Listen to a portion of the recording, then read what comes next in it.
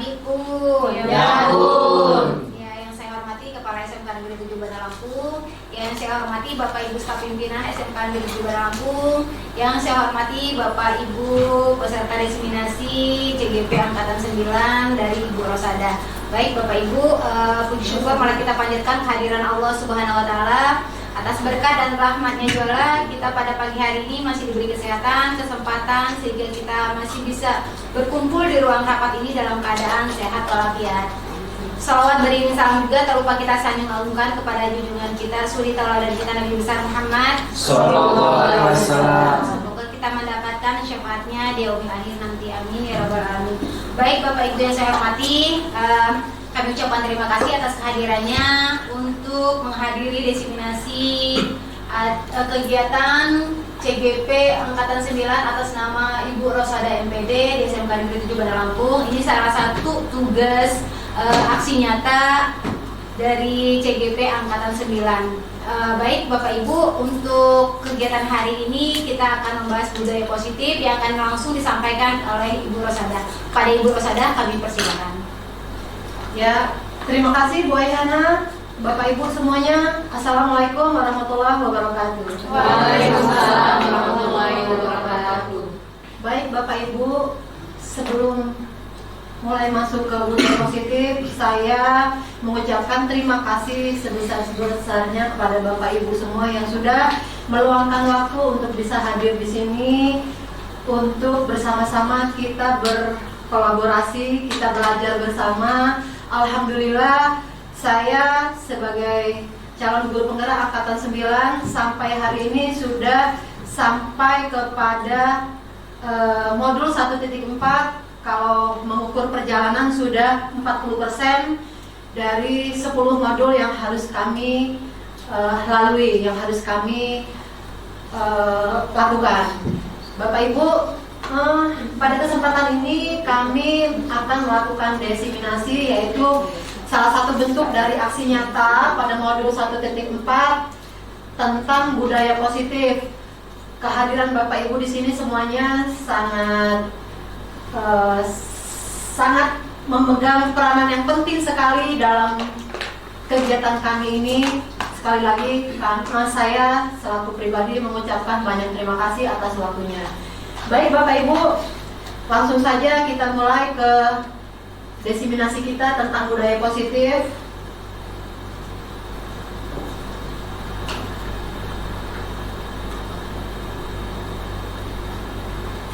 Ya, budaya positif di sini mempunyai konsep utama modul positif. Budaya positif ada 7 semuanya. Yang pertama, perubahan paradigma belajar. Yang kedua, disiplin positif dan nilai kebajikan universal. Yang ketiga, kebutuhan dasar manusia. Yang keempat, motivasi perilaku manusia. Yang kelima, posisi kontrol restitusi. Yang keenam, keyakinan kelas. Dan yang ketujuh, segitiga restitusi.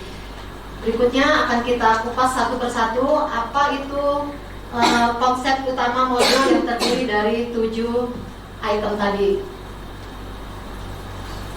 Yang pertama yaitu perubahan paradigma belajar.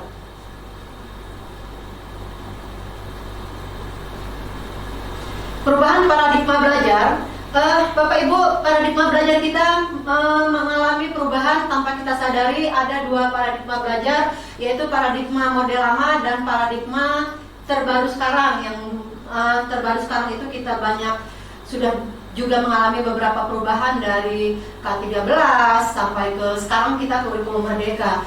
Sedangkan di paradigma belajar lama itu kita banyak menggunakan berdasarkan asumsi-asumsi. Yang pertama yaitu orang mentransfer pembelajaran secara mudah dengan mempelajari konsep abstrak dan konsep yang tidak berhubungan dengan konteksnya. Kemudian paradigma belajar lama yang kedua, ciri-cirinya yaitu pembelajaran merupakan penerima pengetahuan. Jadi sifatnya hanya satu arah, menerima saja, tidak ada interaksinya. Kemudian yang ketiga, pembelajaran itu bersifat behavioristik dan melibatkan penguat stimulus dan respon. Yang keempat, pembelajaran dalam keadaan kosong yang siap diisi dengan pengetahuan. Seperti segelas air, ibaratnya ya, seperti gelas kosong ya Bapak Ibu. Jadi si gelas kosong ini pasrah aja dia mau diisi apa. Dia tidak bisa berbuat apa-apa. Itu paradigma belajar lama ya Bapak Ibu. Mau diisi setengah dia diam, diisi penuh dia diam, sampai luber pun dia diam. Seperti itu paradigma belajar lama. Kemudian paradigma belajar lama yang berikutnya itu pembelajaran dalam keadaan kosong. Sudah keterampilan dalam pengetahuan sangat baik diperoleh dengan terlepas dari konteksnya. Nah sekarang bagaimana paradigma belajar kita yang sedang kita jalani sekarang? Asumsinya yaitu orang sulit mentransfer pembelajaran karena memerlukan pembelajaran isi maupun konteks. Jadi isi dan konteks itu harus seimbang seperti itu ya Ibu. Kemudian pembelajaran merupakan konstruktor pengetahuan yang aktif. Kemudian belajar bersifat kognitif dan dalam suatu keadaan pertumbuhan yang evolusi dan yang konsisten. Kemudian pembelajaran membawa kebutuhan dan pengalaman mereka ke dalam situasi-situasi belajar. Jadi kita dalam pembelajaran itu menyesuaikan situasi-situasi belajar tertentu. Kemudian keterampilan dan pengetahuan sangat baik diperoleh dalam konteks yang realistik. Jadi sesuai dengan kodrat zaman dan kodrat alam, sesuai dengan kenyataan atau realita. Kemudian penilaian harus memiliki bentuk yang lebih realistik dan holistik. Itu tadi konsep utama budaya positif yang pertama, yaitu tentang perubahan paradigma belajar. Berikutnya perubahan paradigma.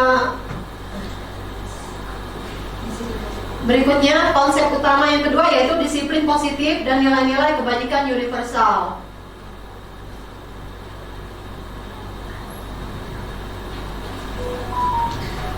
Meluruskan beberapa miskonsepsi tentang makna kontrol Bapak Ibu, bahwa ilusi guru mengontrol murid, ilusi bahwa semua penguatan positif efektif dan bermanfaat, kemudian ilusi bahwa kritik dan membuat orang merasa bersalah dapat menguatkan karakter. Kemudian ilusi bahwa orang dewasa memiliki hak untuk memaksa. Itu konsep utama modul budaya positif yang kedua, disiplin positif dan nilai kebajikan universal.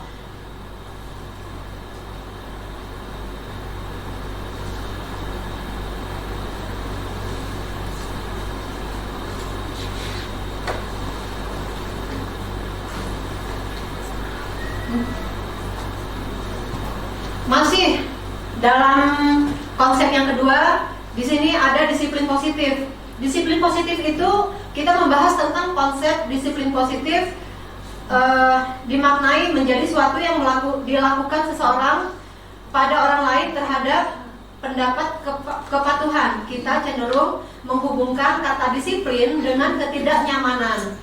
Ki Hajar Dewantara menyatakan bahwa pertanggungjawaban itulah suatu selalu menjadi sisihannya hak atau kewajiban dari seseorang yang pegang kekuasaan atau pimpinan dalam umumnya. Apapun artinya, tidak lain ialah orang tadi harus mempertanggungjawabkan dirinya secara tertibnya, serta tertibnya laku diri dari segala hak dan kewajibannya. Itu pengertian dari disiplin positif menurut Ki Hajar Dewantara.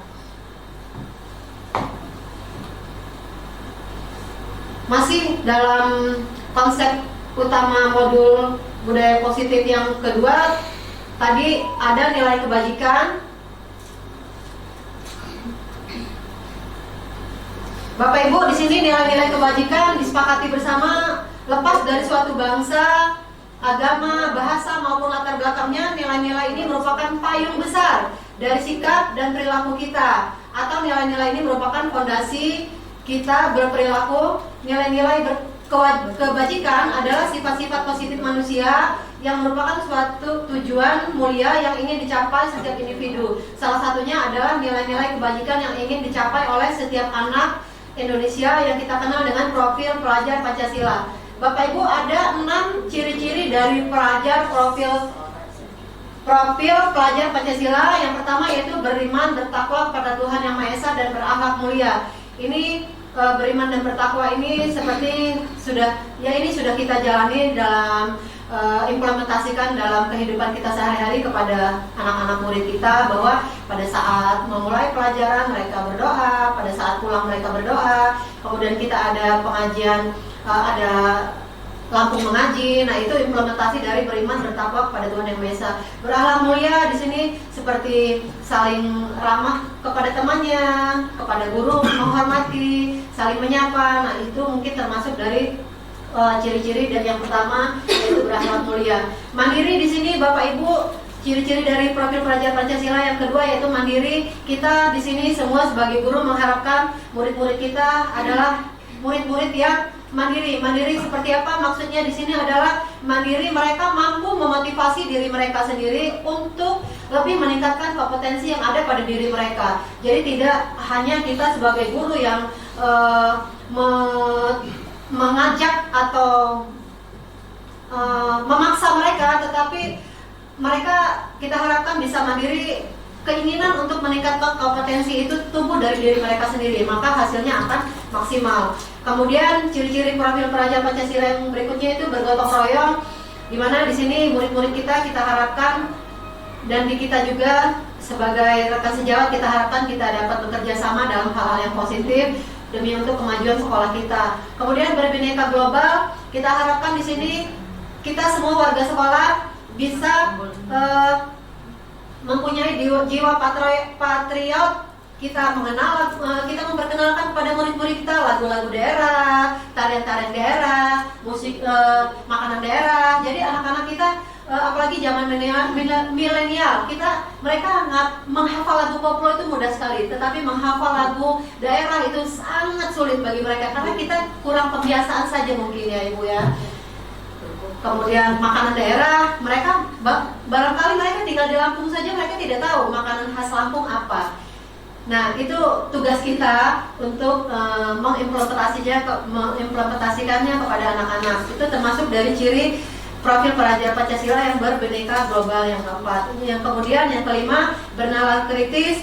Bapak Ibu, kita mengharapkan siswa-siswa kita di sini bernalar kritis tidak hanya dalam hal akademik saja, lebih kepada dalam menerima informasi. Kita mengharapkan anak-anak kita bernalar kritis. Misalnya mereka menerima informasi seperti contohnya setelah bagi rapot, anak-anak tidak boleh pulang, harus tetap mengikuti pembelajaran, membagi rapat bayangan. Nah, itu informasi yang positif. Tapi berkembang di luar sana ada yang membias bahwa kita habis bagi rapat bayangan boleh pulang. Nah, jika anak tidak bernalar kritis, mereka akan menelan mentah-mentah informasi tersebut. Oh, boleh pulang, akhirnya ada yang pulang, ada yang masih tetap di sekolah, bubar. Bagi anak-anak yang pulang, itu anak-anak yang tidak bernalar kritis, mereka tidak mencerna, mereka langsung menelan bulat-bulat dan langsung eksekusi. Tetapi kalau anak yang bernalar kritis, dia akan berpikir, dicernanya dulu informasi tersebut, oh ini benar nggak ya? Dia akan mencari tahu kebenarannya ke sumber yang bisa dipertanggungjawabkan, seperti itu. Itu kita mengharapkan dari anak-anak didik kita, Bapak Ibu, bernalar kritis. Kemudian kreatif di sini sangat berkaitan erat sekali dengan kita sebagai pendidik di SMK. Anak-anak kita tidak hanya belajar tentang teorinya saja, tetapi sebagai praktek anak-anak kita harapkan menjadi anak-anak yang kreatif. Bagaimana sebuah produk itu bisa dibuat, bagaimana dengan alat sarana dan prasarana yang terbatas mereka bisa menghasilkan sebuah produk seperti itu. Itu maksud dari kreatif.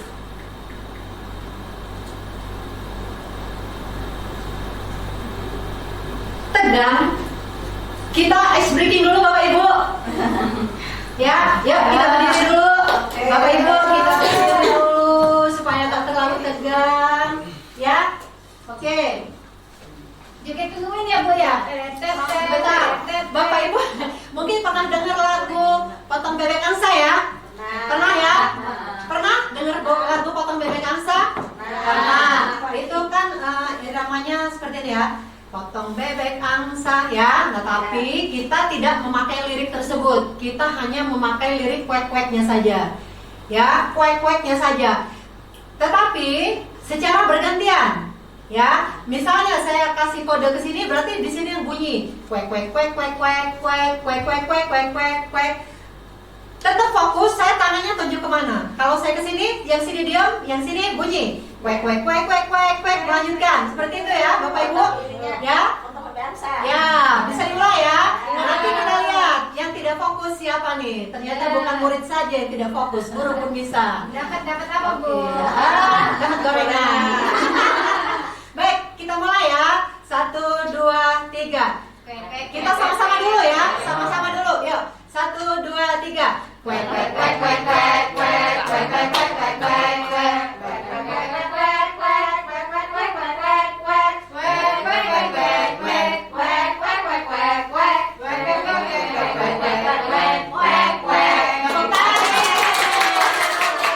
Berhasil fokus semua. Alhamdulillah.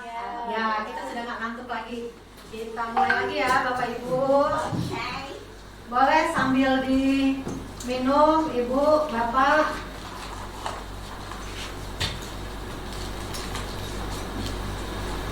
Baik, konsep utama modul budaya positif yang ketiga yaitu 5 kebutuhan dasar manusia.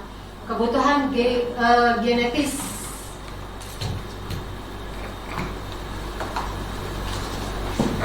Bapak Ibu, disukai atau tidak, manusia adalah makhluk biologis yang memiliki sifat dasar menjaga keberlanjutan spesiesnya secara genetis. Kebutuhan untuk bertahan hidup, kebutuhan untuk diterima atau love and belonging, kebebasan atau freedom, kesenangan atau fun, dan kekuasaan atau penguasaan atau power adalah kekuatan yang tidak cuma dimiliki oleh manusia. Mungkin kita pernah menjumpai seseorang dengan perilaku yang tidak sesuai dengan norma atau peraturan yang berlaku. Besar kemungkinan hal itu dilakukan karena mereka tidak mampu memenuhi atau mereka tidak mendapat kebutuhan dasar mereka. Setiap perilaku kita adalah usaha terbaik kita untuk mendapatkan apa yang kita butuhkan, sebuah usaha untuk memenuhi satu atau lebih kebutuhan dasar kita.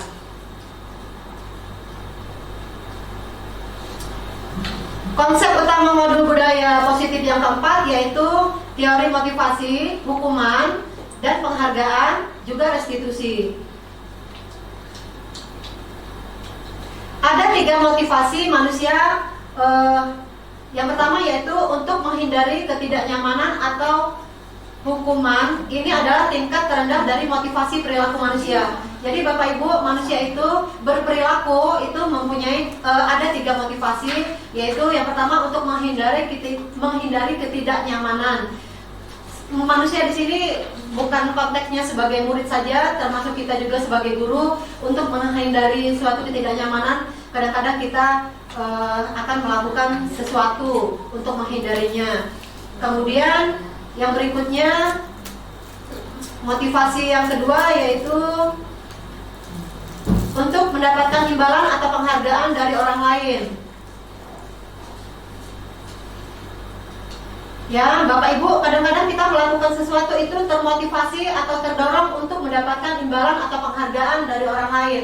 Sedangkan kita pada paradigma pembelajaran di kurikulum Merdeka sekarang, Bapak Ibu, kita harus dihadapkan pada kenyataan bahwa memberikan penghargaan kepada murid, kepada anak didik itu sebetulnya tidak boleh.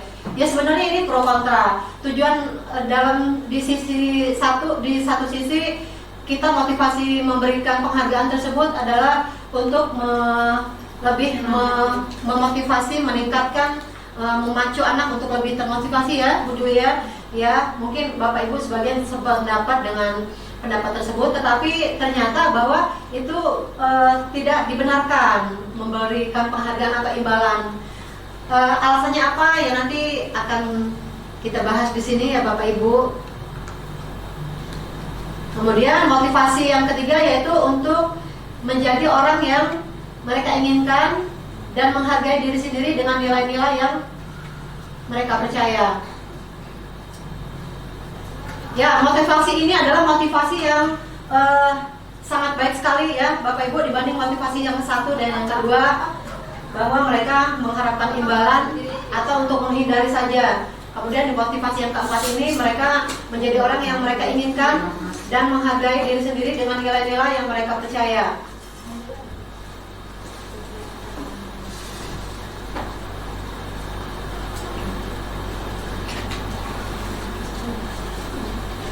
Di sini Bapak Ibu ada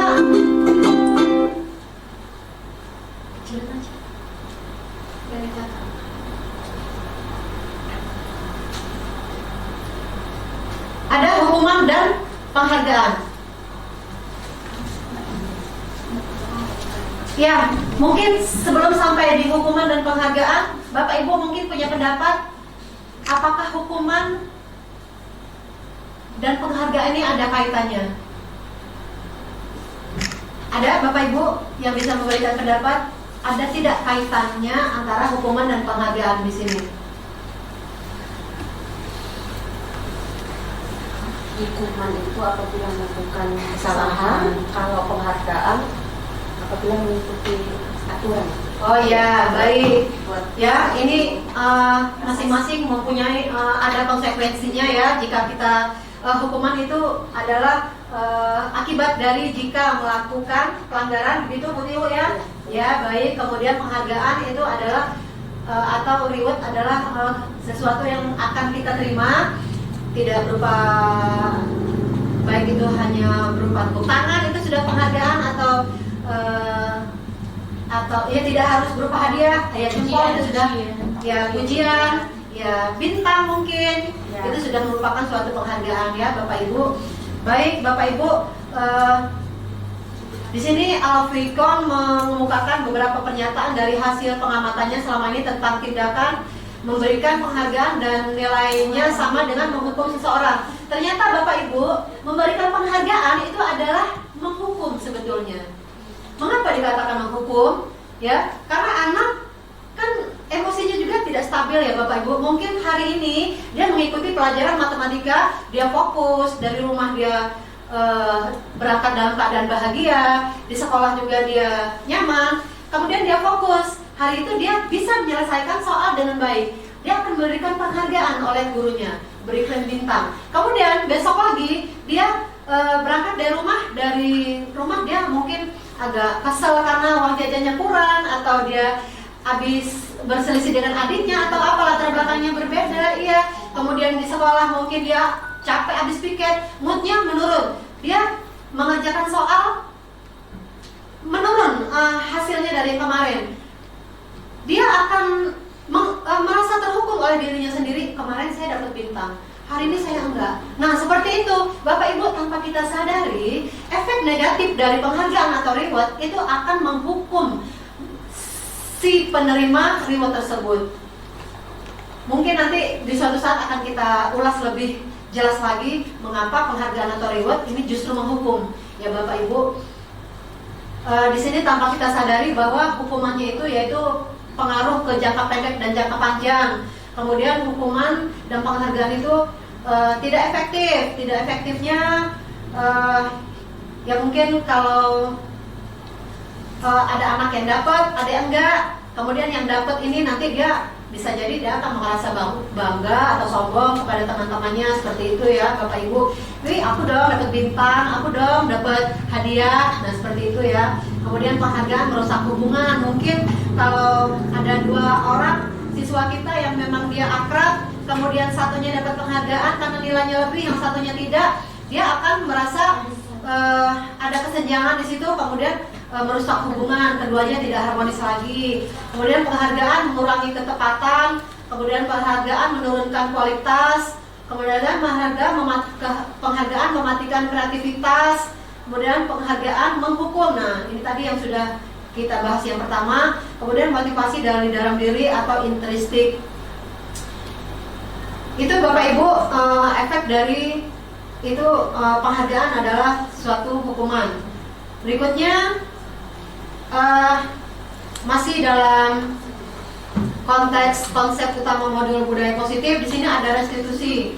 Restitusi adalah proses menciptakan kondisi bagi murid untuk memperbaiki kesalahan mereka sehingga mereka bisa kembali pada kelompok mereka dengan karakter yang lebih kuat. restitusi juga merupakan proses kolaboratif yang mengajarkan kepada murid untuk mencari solusi untuk masalah mereka dan membantu murid berpikir tentang orang seperti apa yang mereka inginkan dan bagaimana mereka harus memperlakukan orang lain. Ya, Bapak Ibu, semakin kesini pendidikan kita merujuk kepada Ki Hajar Dewantara bahwa murid itu harus kita harus berpihak kepada murid. Salah satunya berpihak kepada murid pada saat murid kita mendapatkan suatu masalah, kita tidak boleh menjudge, menghukum, atau kita tidak boleh memarahi. Penanganan yang tepat yaitu menggunakan segitiga restitusi. Bagaimana penanganannya nanti akan kita bahas lebih lanjut. Yang jelas tujuan dari restitusi ini sendiri bahwa bagaimana kita membuat si anak yang sedang punya masalah tersebut dia tidak merasa down, tidak merasa minder, dan dia siap untuk kembali ke komunitas kelasnya lagi seperti semula. Yang ada sekarang terjadi di kita bahwa ya tidak dipungkiri, saya juga masa lalu sebelum saya mengenal pola didik Ki Hajar Dewantara, Bapak Ibu, saya masih sering marah ke anak salah masih sering, saya tidak ingin tahu alasan dia apa, saya langsung marah, kamu makanya. Nah, seperti itu sebetulnya. Aduh, itu masa lalu ya Ibu Bapak. Di sini saya ingin berbagi dan mengajak kepada kita semua, ayo kita implementasikan restitusi ini. Mari kita memandang sebuah masalah yang terjadi pada anak itu dengan cara yang baik, yaitu dengan restitusi yang nanti akan kita bahas bagaimana penjabarannya.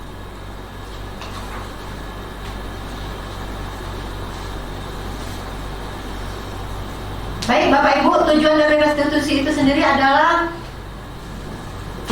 yang pertama, restitusi bukan untuk menebus kesalahan, namun untuk belajar dari kesalahan. Jadi anak di sini bisa belajar dari kesalahan yang sudah dibuatnya, dia bisa introspeksi diri. Kemudian restitusi memperbaiki hubungan. Jadi anak itu punya masalah dengan kawannya, dengan cara restitusi ini tidak berlarut-larut. Saat itu juga selesai karena saling menyadari dan saling memaafkan. Kemudian restitusi adalah tawaran bukan paksaan. Jadi kita mengajak anak untuk memediasi anak. Jika di situ anak yang bermasalah 2 orang, kita hadirkan semua, kita mediasi. Tapi di sini penawaran bukan paksaan sifatnya. Kemudian restitusi menuntut untuk melihat ke dalam diri. Ya Bapak Ibu, kita selami alasan dia melakukan itu apa. Dia pasti punya alasan yang kita tidak tahu. Kemudian restitusi mencari kebutuhan dasar yang mendasari tindakan. Kemudian restitusi adalah cara yang paling baik karena penyelesaiannya di sini kita tidak egois. Saya guru, kamu harus nurut dengan saya. Saya BK, kamu harus nurut dengan saya. Di situ tidak terjadi seperti itu.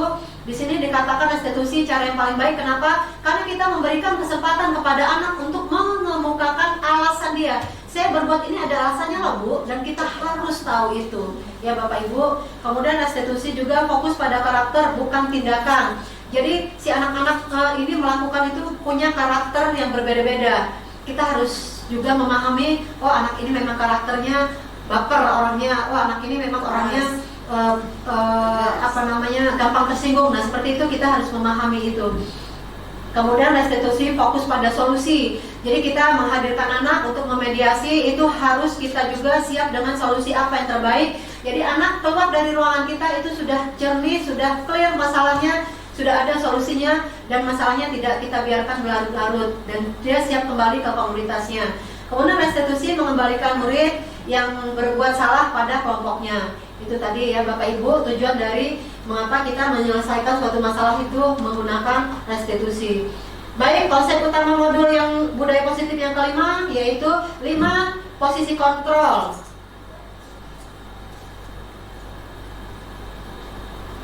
Baik Bapak Ibu, dalam menghadapi suatu masalah atau kasus-kasus di sekolah yang kita hadapi, kita harus bisa memposisikan diri kita di posisi kontrol yang mana? Ya, di sini ada 5 posisi kontrol, yaitu yang pertama yaitu sebagai penghukum, yang kedua sebagai pembuat rasa bersalah, yang ketiga sebagai teman, yang keempat sebagai pemantau, yang kelima sebagai manajer. Yang paling perfect di sini yaitu sebagai manajer. Kita harapkan kita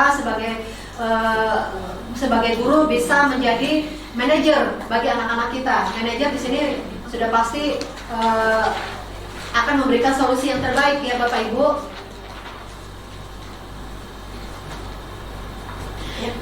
Baik, kita bahas dulu posisi kontrol yang pertama sebagai penghukum.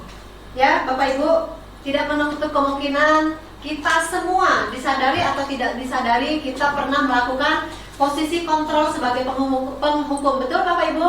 Betul, sangat betul sekali. Apalagi saya secara pribadi, saya sering itu. Tapi dulu ya Bapak Ibu, sebelum saya mengikuti CGP dan sebelum saya mendalami tentang teori Ki Hajar Dewantara, sekarang mata saya sudah melek bahwa penghukum itu jadul lah. Jangan kita pakai lagi zaman sekarang ya Bapak Ibu, karena itu sangat tidak baik sekali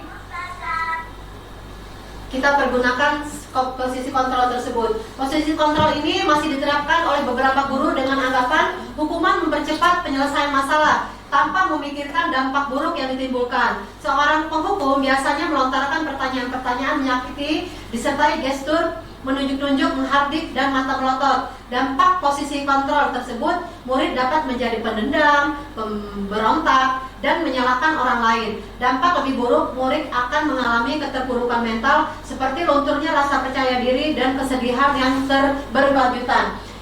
Dampaknya sangat jelek sekali ya Bapak Ibu.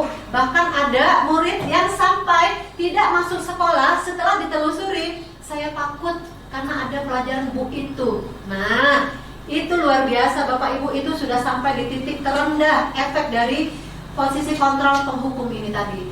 Mudah-mudahan ini sudah kita tinggalkan dan kedepannya kita sama-sama saling mengingatkan untuk jadi lebih baik ya Bapak Ibu. Ya, Bu. Posisi kontrol yang kedua yaitu pembuat rasa bersalah. Posisi ini guru akan berkata lebih lembut. Guru akan menciptakan keheningan yang membuat orang lain merasa tidak nyaman, rasa bersalah, bahkan rendah diri. Posisi kontrol tersebut berdampak pada penilaian diri yang buruk. Murid akan merasa bersalah dan tidak berharga. Tidak seperti dampak posisi penghukum. Murid dapat menumpahkan segala amarahnya meskipun dengan cara negatif.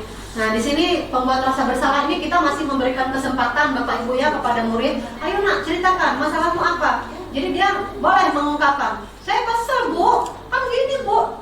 Nah, di sini kita sebagai pembuat rasa bersalah, itulah posisi kontrol kita guru. Ini lebih baik dari penghukum tadi ya Bapak Ibu. Jadi tingkatannya semakin kesini semakin lebih baik. Kemudian posisi kontrol yang ketiga sebagai teman. Bapak Ibu, kadang-kadang kita harus memposisikan diri kita sebagai teman jika itu dibutuhkan.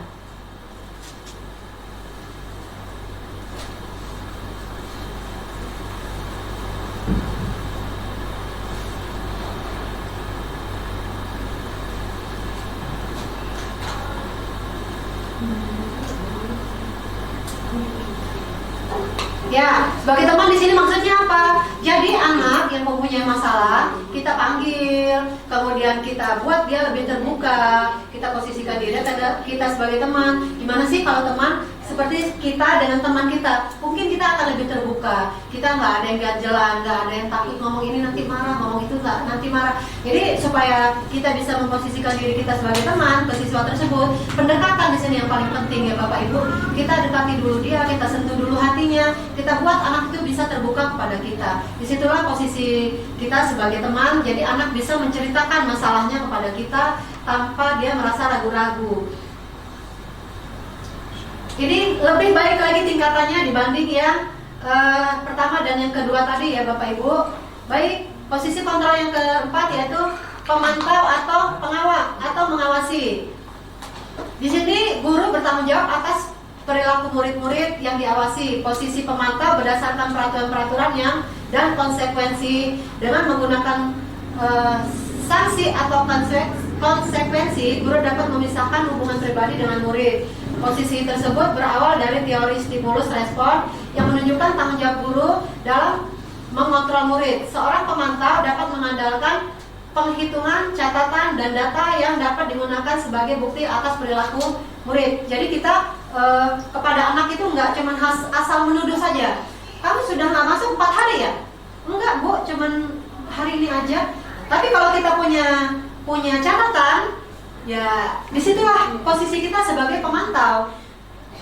Jadi kita menyelesaikan masalah itu kita punya data, nggak cuma ngomong-ngomong aja gitu ya Bapak Ibu ya. Di situ posisi kita sebagai pemantau atau mengawasi.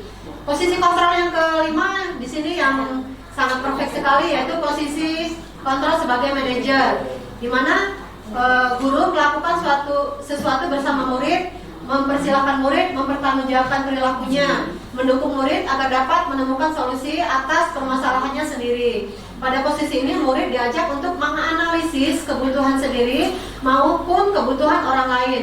Di sini penekanan bukan pada kemampuan membuat konsekuensi, namun bagaimana dapat berkolaborasi dengan murid dalam memperbaiki kesalahan yang telah dilakukan. Dengan memposisikan diri sebagai manajer akan berdampak negatif bagi penguatan watak atau karakter murid. Demikian Bapak Ibu, 5 posisi kontrol kita sebagai guru kepada siswa kita.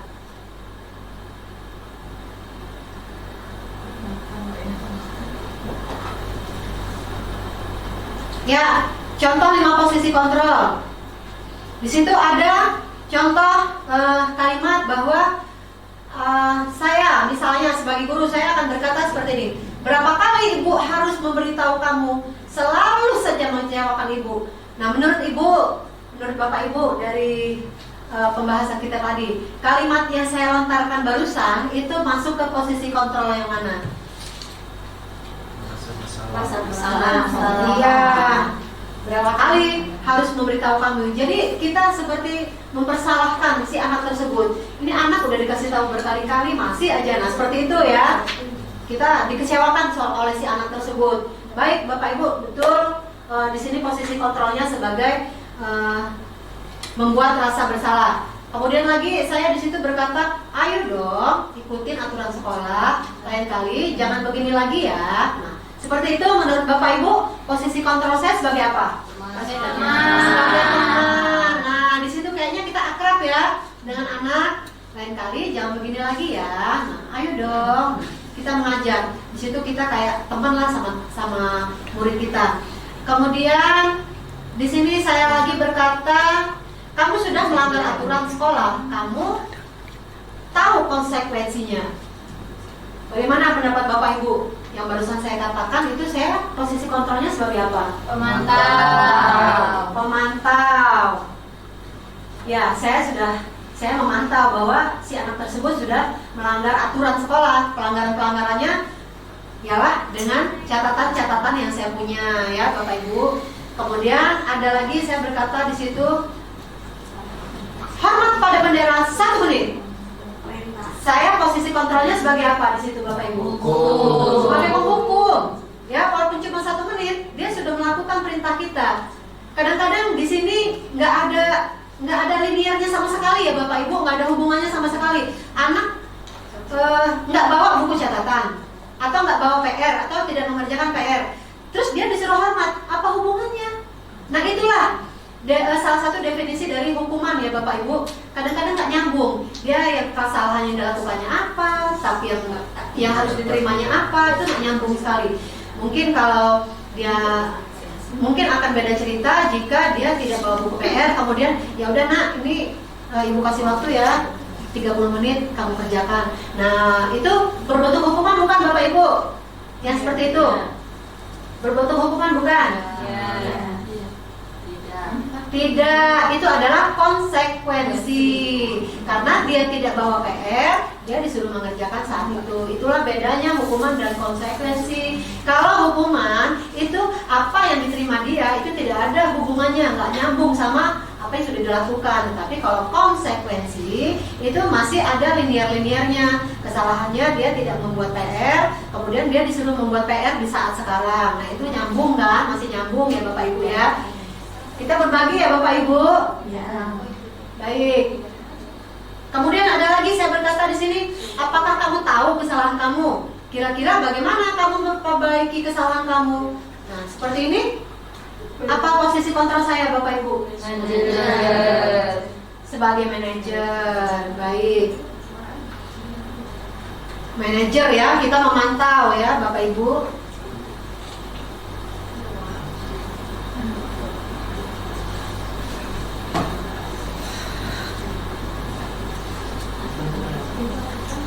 Baik Bapak Ibu, konsep utama modul budaya positif yang keenam yaitu keyakinan kelas. Keyakinan kelas, Bapak Ibu pernah dengar tentang keyakinan kelas? Pernah dengar? Pernah? Halo? Bapak Ibu pernah dengar tentang keyakinan kelas? Belum. Kalau tentang hukuman? Ya, itu mah sudah terngiang di kepala kita setiap hari ya. Nah, di situ Bapak Ibu bedanya hukuman dengan keyakinan. Nanti kita akan kupas apa itu keyakinan kelas, apa itu hukuman ya. Keyakinan yaitu nilai-nilai kebajikan universal yang disepakati secara tersirat dan tersurat, lepas dari latar belakang suku, negara, bahasa maupun agama. Seseorang akan lebih tergerak dan bersemangat untuk menjalankan keyakinan daripada hanya sekedar mengikuti serangkaian peraturan yang tertulis tanpa makna. Di kelas kita banyak ya Bapak Ibu, bahkan di lab-lab itu peraturan lab. Tidak boleh masuk menggunakan sepatu. Tidak boleh makan minum di dalam lab. Nah, seperti itu. Itu disebut apa Bapak Ibu? Peraturan. Nah, disitulah bedanya peraturan dengan keyakinan kelas. Jika peraturan, di situ banyak menggunakan kalimat tidak boleh, jangan, harus, dilarang, ya. Itu kita tinggalkan Bapak Ibu. Mari sama-sama kita saling mengingatkan. Itu metode pembelajaran lama. Itu kita pelan-pelan kita tinggalkan. Mari kita sama-sama mulai pembiasaan dengan keyakinan kelas. Bedanya di sini keyakinan kelas yaitu dibuat berdasarkan kesepakatan bersama dan menggunakan kata-kata yang positif. Jangan itu kita buang. Dilarang, tidak boleh, harus itu kita buang. Ya, contoh misalnya anak-anak, ada peraturan lab misalnya, peraturan lab. Jangan makan di dalam lab. Nah, itu kita buang, kita ganti kalimatnya dengan kata-kata jagalah kebersihan lab. Nah, seperti itu Bapak Ibu ya. Jadi kalimatnya itu lebih positif. Itu contoh salah satu contohnya. Kemudian pembentukan keyakinan kelas atau keyakinan sekolah, Bapak Ibu. Di sini keyakinan kelas bersifat lebih abstrak, ya, beda dengan beda dengan peraturan. Keyakinan kelas itu lebih abstrak, lebih nyata daripada peraturan, dan lebih rinci dan konkret. Jadi lebih spesifik ya, Bapak Ibu. Kemudian keyakinan kelas itu berupa pernyataan-pernyataan universal. Jadi itu tercipta dari curahan hati anak-anak sendiri, bukan kita yang menentukan. Jadi kita bertanya kepada anak, nah di kelas ini kita menginginkan kelas seperti apa? Kita ya, berarti guru dan siswa. Anak-anak, di kelas ini kita menginginkan murid-murid atau teman-teman yang seperti apa? Nah, di kelas ini kita menginginkan guru yang seperti apa? Silahkan kalian tuangkan curhatan hati kalian tersebut di kertas ini. Nah, seperti itu Ibu, Bapak, keyakinan kelas. Jadi tidak tiba-tiba kita sendiri yang menulis tanpa kita memposisikan diri sebagai murid. Kalau keyakinan kelas, kita memposisikan diri kita sebagai murid. Jadi di situ kita pengennya jadi murid yang seperti apa sih? Oh, pengennya punya guru yang menyenangkan, yang gak gampang marah, pengen punya guru, pengen punya teman yang saling menghargai. Nah, seperti itu pembentukan keyakinan kelas. Pembentukan keyakinan kelas berupa pernyataan-pernyataan universal sudah, kemudian dibuat dalam bentuk yang positif. Kemudian keyakinan kelas hendaknya tidak terlalu banyak, jadi sedikit saja. Yang penting bisa dipahami oleh murid. Kemudian keyakinan kelas baiknya sesuatu yang dapat diterapkan di lingkungan tersebut. Jadi keyakinan kelas itu lingkupnya hanya di dalam kelas saja ya Bapak Ibu. Kalau keyakinan sekolah mungkin lingkupnya lebih luas, berlaku untuk seluruh warga sekolah. Kalau keyakinan kelas itu lingkupnya hanya di dalam kelas saja. Keyakinan lab ya udah itu untuk warga lab saja. Keyakinan ruang rapat ya untuk warga ruang rapat saja. Akan berbeda dengan keyakinan kelas di ruang wakil kurikulum mungkin seperti itu. Kemudian semua warga kelas hendaknya ikut berkontribusi dalam pembuatan keyakinan kelas. lewat kegiatan curahan pendapat. Jadi di sini boleh berpendapat siapapun, bersedia meninjau kembali keyakinan kelas dari waktu ke waktu. Jadi keyakinan kelas ini harus di-refresh lagi, mungkin per 1 bulan atau per 2 minggu sekali, itu harus di-refresh lagi ya Bapak Ibu. Nggak yang dibuat dari awal masuk sampai kenaikan kelas, jadi nggak update yang seperti itu. Mungkin alur jalan sebulan 2 bulan anak-anak punya unek-unek lagi, pas saat keyakinan kelas itu kita refresh, dia tuangkan itu dalam keyakinan kelas. Seperti itu tujuannya ya Bapak Ibu. Halo. Untuk ya. Nah, untuk Bapak Ibu silakan dimakan dulu, diminum dulu. Habis. Bapak Ibu, saya selaku calon, baru calon ya Bapak Ibu, calon guru penggerak mengajak untuk kita semua. Saya mengajak untuk diri saya sendiri aja dulu lah, mengajak untuk diri saya sendiri aja dulu. Saya punya rencana ingin menerapkan keyakinan kelas ini, ya. Prosedur mungkin kalau Bapak Ibu berminat boleh di sini akan saya paparkan bagaimana prosedur pembentukan keyakinan kelas. Ini saya mengajak diri saya sendiri dulu ya Bapak Ibu. Kalau Bapak Ibu juga tertarik, alhamdulillah. Ya, prosedurnya ya yang pertama yaitu mempersilahkan warga sekolah atau murid-murid di kelas untuk bercurah pendapat tentang peraturan yang perlu disepakati di kelas.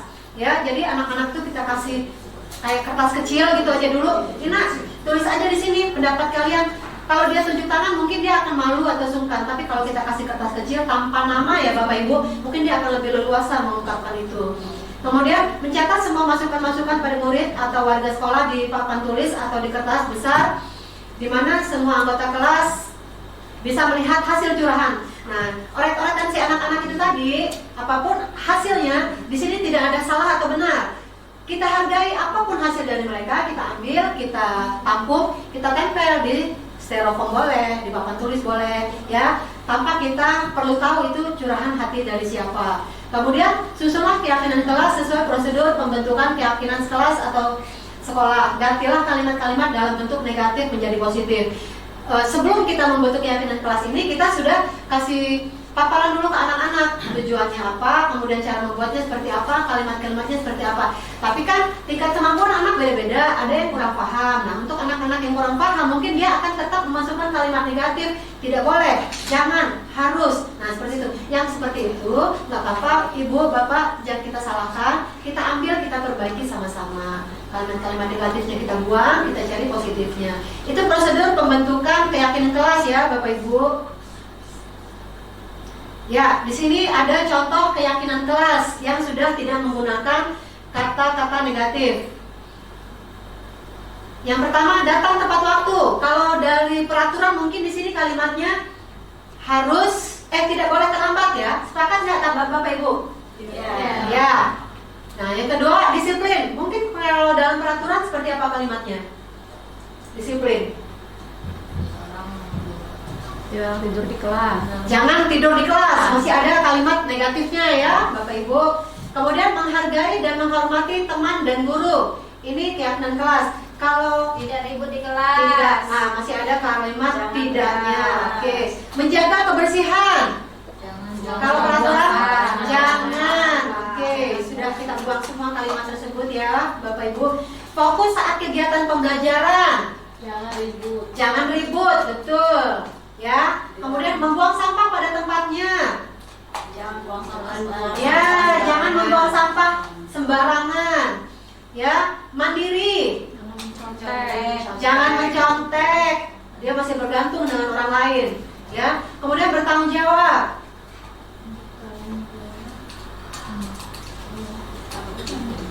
Bertanggung jawab mungkin bisa kita ambil peraturannya.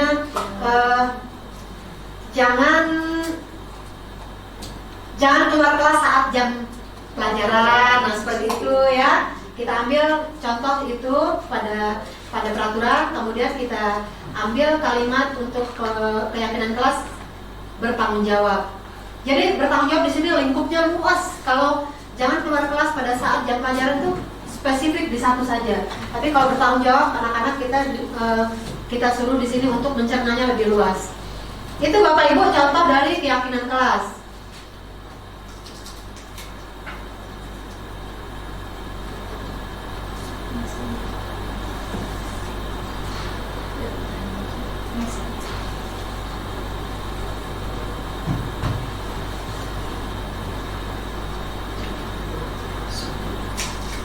berikutnya tadi di awal kita sudah membahas tentang segitiga restitusi.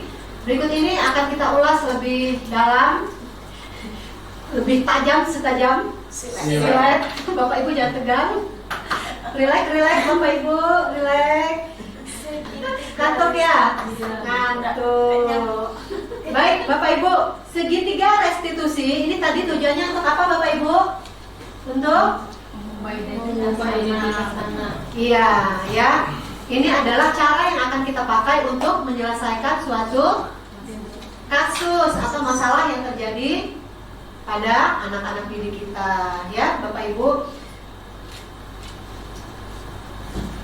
Tujuan dari restitusi segitiga restitusi itu yaitu untuk mengubah identitas anak dari orang yang gagal karena melakukan kesalahan menjadi orang yang sukses. Kadang-kadang anak itu karena pernah melakukan kesalahan dia merasa gagal, dia merasa terpuruk, dia merasa down, kemudian dia minder, ya Bapak Ibu. Nah ini dari dengan cara segitiga restitusi ini kita buat supaya anak tidak merasa seperti itu dan dia siap kembali ke komunitasnya.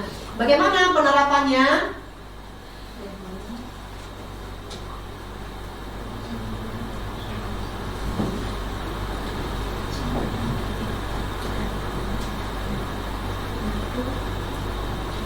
Ketika seorang merasa sedih dan emosional, mereka tidak bisa mengakses bagian otak yang berfungsi untuk berpikir rasional. Saat itulah ketika kita harus menstabilkan identitas anak. Ya, sebelum terjadi hal-hal lain yang bisa memperburuk keadaan, kita sebaiknya membantu anak untuk tenang dan kembali ke suasana hati di mana proses belajar dan penyelesaian masalah bisa dilakukan. Ini penyelesaian masalahnya dengan apa tadi Bapak Ibu? Dengan segitiga restitusi. Ya, di dalam segitiga restitusi ini ada dialog antara murid dengan guru, murid dengan murid, ya. Yang mana dialog ini nanti kita harus bisa memposisikan diri kita di 5 posisi kontrol itu tadi.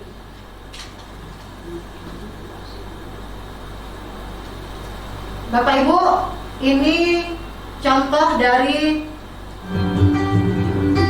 penerapan segitiga restitusi yang sudah saya implementasikan kepada anak-anak di kelas. Di sini ada kasus satu, yaitu pada saat penilaian harian pelajaran marketing, seorang anak yang bernama Vinanti bertengkar dengan Rian karena Rian itu selalu mencontek. Kemudian Vinanti marah, Bapak Ibu, kita lihat. Kemudian saya mendapat laporan dari guru yang mengajar saat itu. Selaku wali kelas, saya memanggil Vinanti.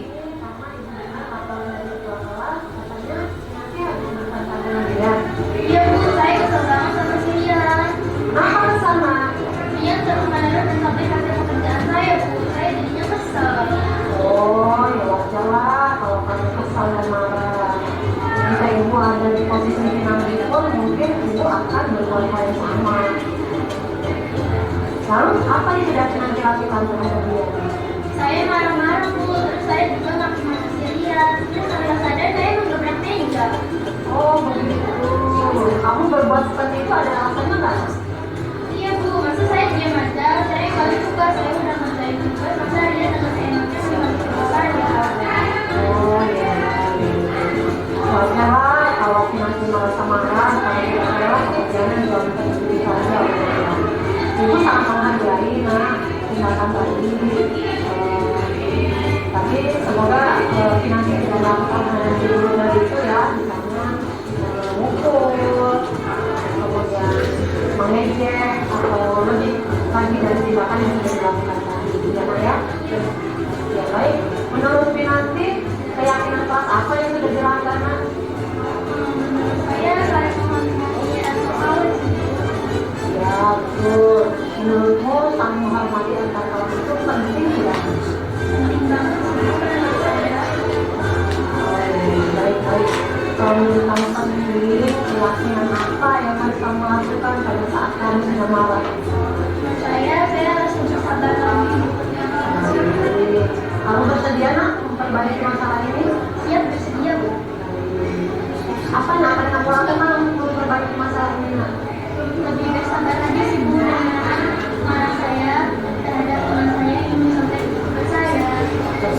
sekali tindakan Pinanti. Tetap semangat ya Nak, sekarang silakan kembali ke kelas. 6.10 Kak. Berapa Teruskan 10? belajar ya. Makasih ya Bu. Bagus ya Nak. 6. Ya udah bilang di 7, 8. Biar dia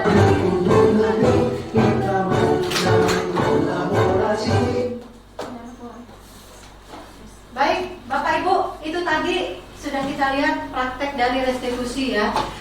Kebayang nggak Bapak Ibu, Pinanti sampai gebrak meja? Coba, apa yang harus, bagaimana perasaan kita sebagai guru? Gebrak meja dia Bapak Ibu. Jujur ya Bapak Ibu, dulu sebelum saya mengikuti CGP ya, menghadapi masalah-masalah atau kasus-kasus seperti ini, saya masih suka kepancing emosi. Mungkin dulu sebelum saya mengikuti CGP, menghadapi kasus seperti ini, saya akan marah.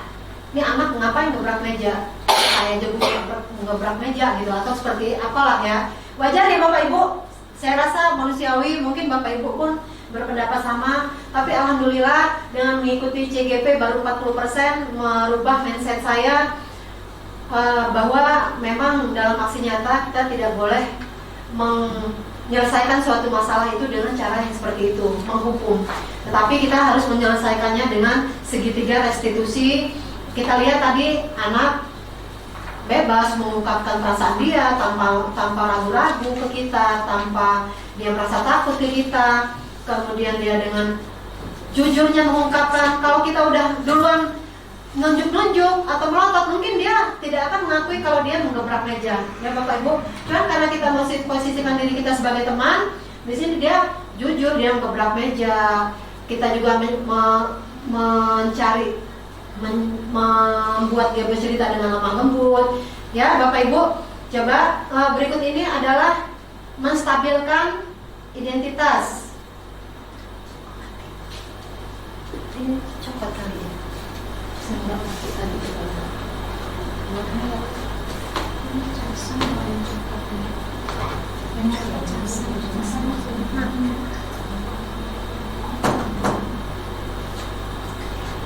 Ya.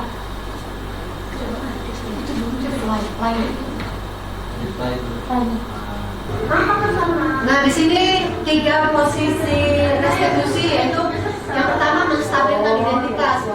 Letaknya di mana? Kita lihat menstabilkan identitas di bagaimana. Dari posisi Pinanti pun mungkin ibu akan berbuat hal yang sama.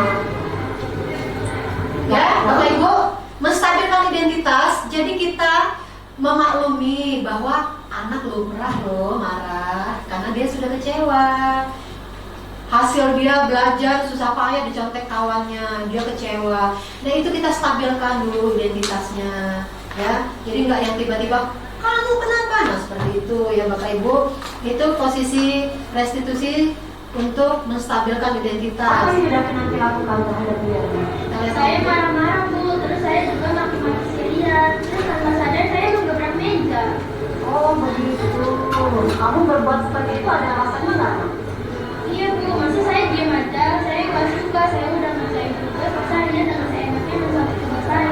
Ya, Pinanti menggebrak meja itu ada alasan. Ya nak? Ya nak, maaf Bapak Ibu biasa di kelas. Ya, punya alasan. Nggak tiba-tiba kita harus marah. Kenapa kamu gebrak meja? Tidak boleh. Nah, tidak seperti itu ya. Bapak Ibu, kita harus validasi tindakan yang salah. Jadi Pinanti menggebrak meja itu dia punya alasan dan kita harus menerima alasannya. Dan harus kita tanggapi dengan yang lebih positif lagi. Oh ya. Kemudian segitiga restitusi. Apa yang sudah dilakukan? Saya saling menghormati anak kawan. Ya, Bapak Ibu di sini anak yang sudah melakukan kesalahan dalam hal ini Pinanti menggebrak meja, kita ingatkan lagi ke Pinanti. Dia sudah melakukan apa? Nak, keyakinan kelas mana yang sudah kamu langgar? Ya, jadi dia tuh introspeksi diri loh. Si Pinanti ini tadi, si anak yang sudah melakukan kesalahan menggebrak meja ini, yang sudah membuat kasus ini, dia introspeksi diri. Oh iya, saya sudah melanggar keyakinan kelas berupa apa ini tadi?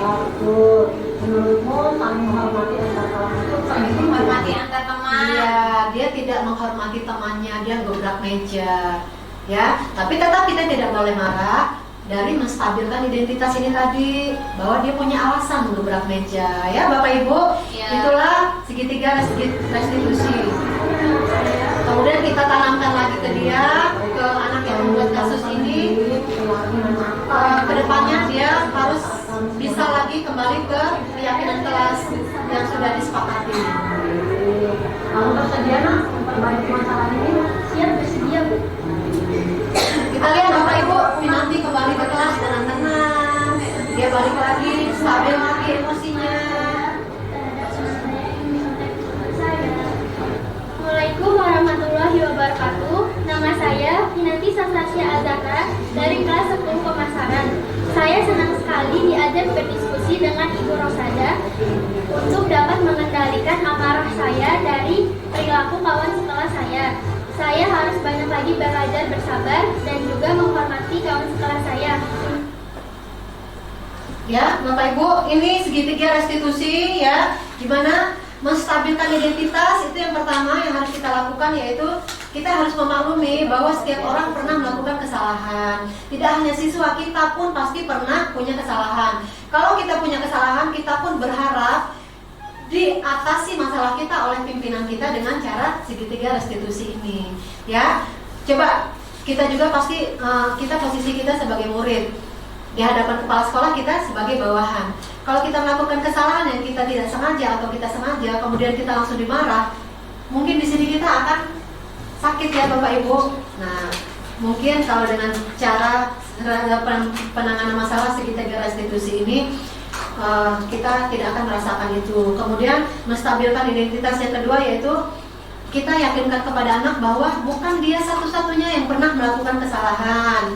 Ya, semua pasti pernah punya kesalahan. Kita yakinkan kepada anak, jadi anak akan merasa tersentuh bahwa oh ibu gak marah. Anak kalau ibu, bapak ibu, kalau anak kita sentuh hatinya, dia akan lebih dekat kepada kita. Tapi kalau dia marah-marah, itu akan dendam dan lain-lain. Justru efek negatif yang akan timbul.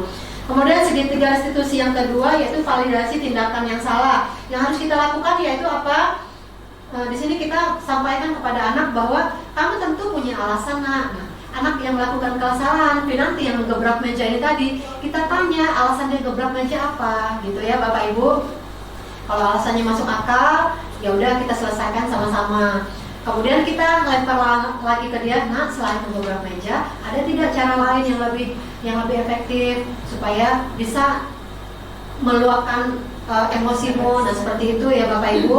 Kemudian kita tanyakan lagi keyakinan kelas kepada anak yang sudah melakukan pelanggaran ini tadi, yang sudah gebrak meja.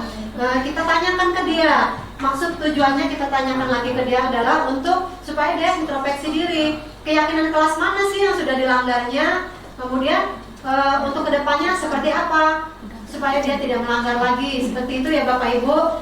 Dalam kasus Pinanti dia sudah melanggar, dia tidak menghormati orang lain. Kemudian kedepannya karena dia sudah introspeksi diri, maka dia akan berjanji untuk tidak melakukan itu lagi dan akan lebih menghormati orang lain.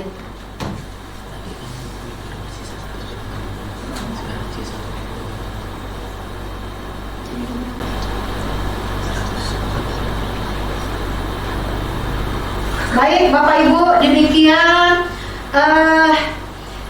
paparan modul 1.4 aksi nyata dari budaya positif dari saya, Rosada, calon guru penggerak angkatan 9 SMK Negeri 7 Bandar Lampung tahun 2013.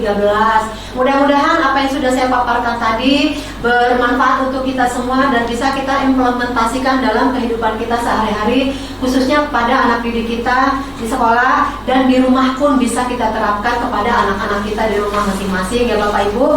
Semoga pertemuan ini bermanfaat untuk kita semua. Saya minta maaf jika ada lebih dan kurangnya. Oh iya, sebelum saya tutup, wassalam, mungkin ada pertanyaan dari Bapak Ibu. Oh ya, silakan Bu Sri Wahyuni. Mohon izin bertanya Ibu, apa perbedaan antara peraturan dengan keyakinan kelas, Bu? Saya masih kurang paham. Oh iya, baik. Peraturan dan keyakinan kelas. Kalau peraturan sudah tidak asing ya, Ibu ya, Iya. karena ini memang sudah sudah selama ini secara tidak sadar itu yang sudah kita terapkan pada anak didik kita. Tetapi kalau keyakinan kelas ini sosialisasinya baru-baru ini, dan saya pun mungkin kalau tidak ikut calon guru penggerak mungkin ini akan asing dan saya juga tidak paham tentang ini. Baik Bapak Ibu Sri, saya coba menjawab. Kalau peraturan itu sifatnya hanya sepihak.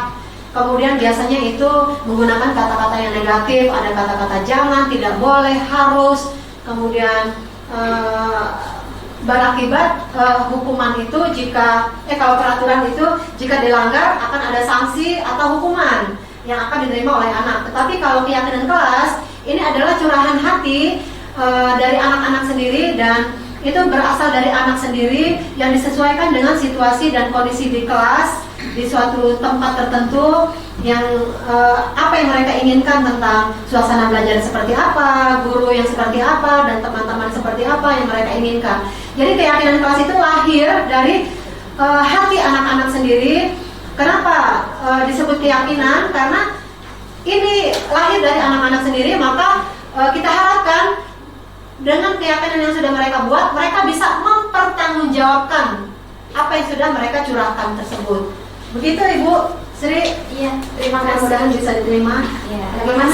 Bu sudah paham. Baik, terima kasih Bu Sri. Mungkin ada pertanyaan lagi? Saya Bu. Ya.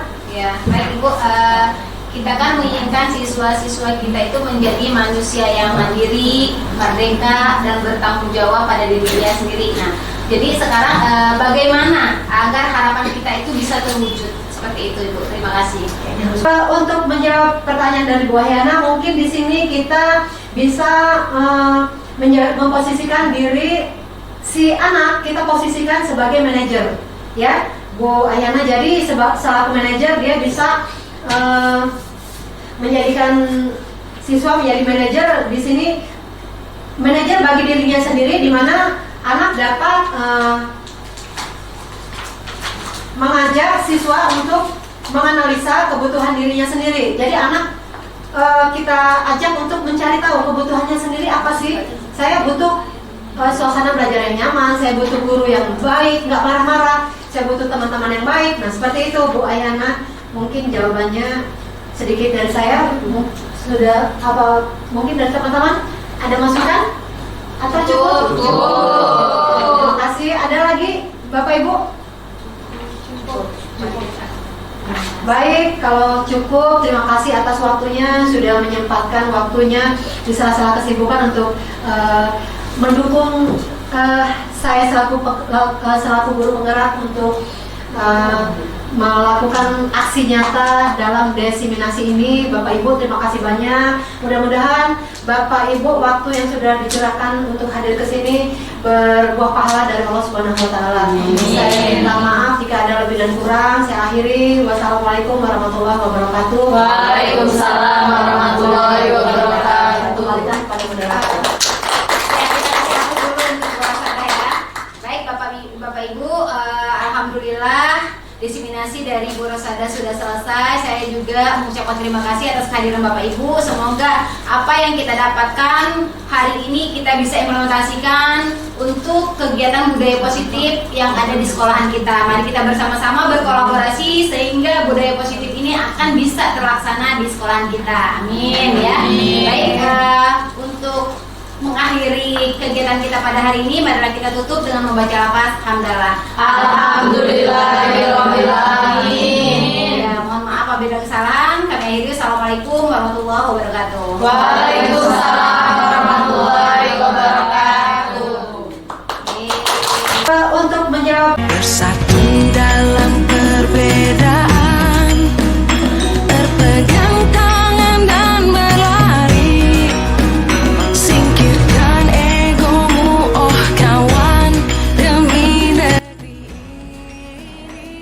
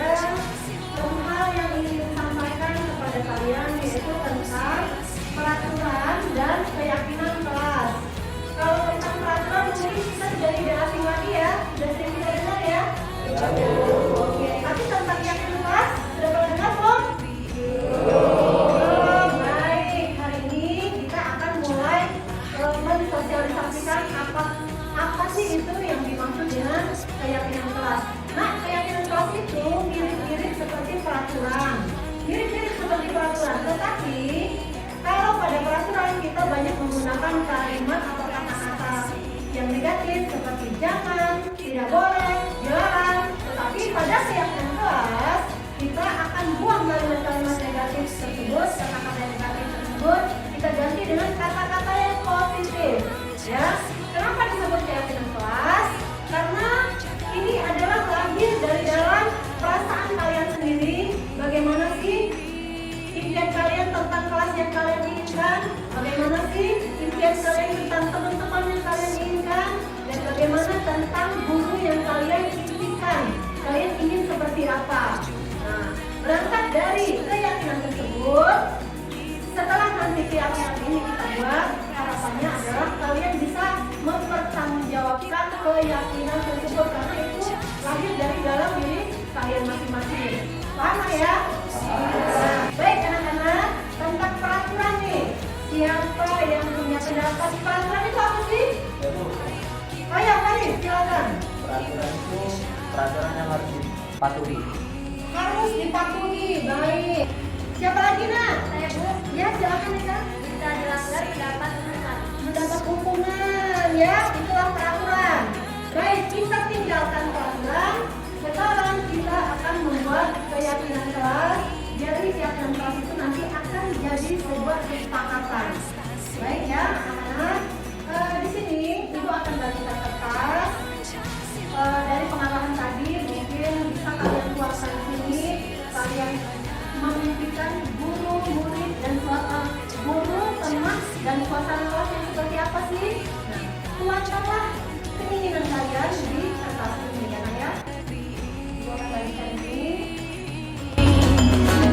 Jadilah generasi emas, cerdas berkarakter itu kita, berjuang dan harus berani, kita terus torehkan prestasi.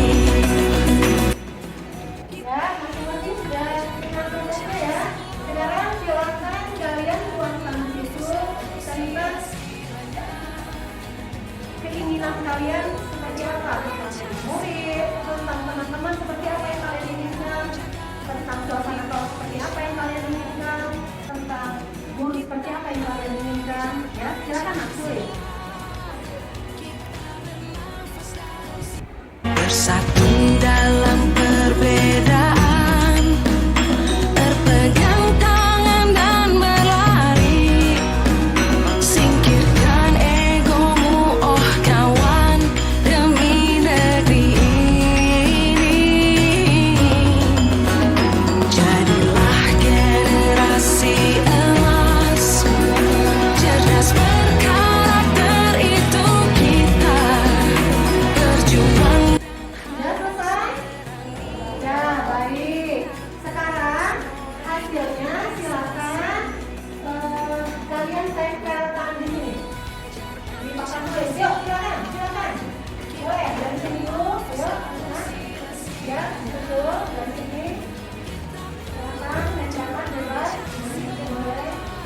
Bersatu dalam perbedaan, berpegang tangan dan berlari, singkirkan egomu oh kawan, demi negeri ini.